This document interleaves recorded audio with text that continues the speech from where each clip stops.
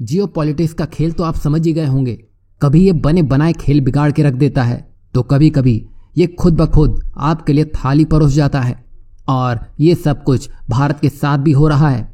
आपको याद होगा फ्रांस के राष्ट्रपति इमैनुअल मैक्रोन भारत आए थे, जिसमें एजुकेशन को लेकर एक बड़ी डील हुई थी, जिसमें कनाडा पूरी तरह इसमें पिसता दिखा है, क्योंकि फ्रांस भारत के 30,000 छात्रों को लेने की बात कह चुका है, जिसमें अगर उन्हें फ्रेंच नहीं भी आती है तो भी वो फ्रांस में अपनी स्टडी पूरी कर सकेंगे और इससे कनाडा को सीधे सीधे 9 से 10 बिलियन डॉलर का झटका लगेगा।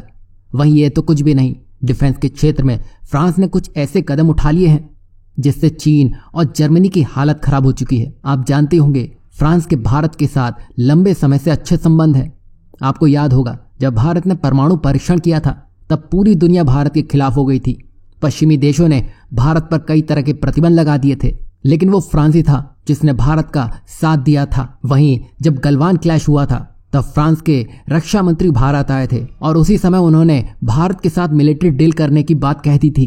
तब चीन पूरा हिल चुका था और फ्रांस जैसा देश भारत के साथ कैसे है, इसी में चीन पूरी तरह उलझ चुका है।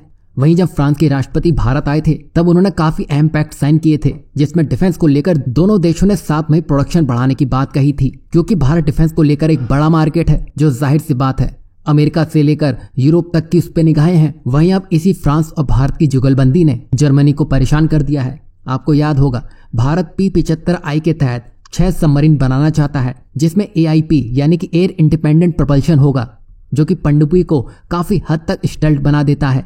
सोनार आसानी से उसे नहीं पकड़ पाते हैं, मतलब ये ज्यादा समय तक बिना सतह पे आए दुश्मनों के जंगी बेड़ों को चकमा दे सकती है। जिसमें भारत के इस प्रोजेक्ट में कई देश जुड़े भी और कम पैसे और तकनीक के आधार पर भारत को अकेला भी करते गए, जहां हाल ही में स्पेन ने अपना बड़ा ऑफर भारत को दिया था। वहीं अब जब फ्रांस और भारत डिफेंस को लेकर बड़े कदम बढ़ा रहे हैं तो जर्मनी को यह डर सताने लगा है कि कहीं फ्रांस भारत का ये काम ना कर दे।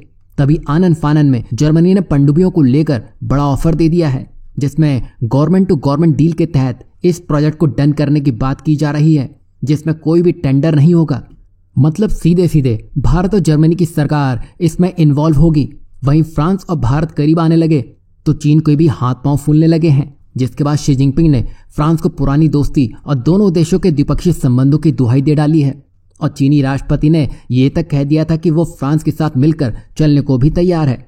वहीं चीन ऐसा इसलिए कर रहा है क्योंकि चीन को अब यह डर सता रहा है कि कहीं डिफेंस को लेकर फ्रांस भारत के साथ ना खड़ा हो जाए, फिर जो उसने अपना खेल भारत के आसपास बना रखा है वो पूरी तरह बिगड़ता हुआ दिखाई देगा।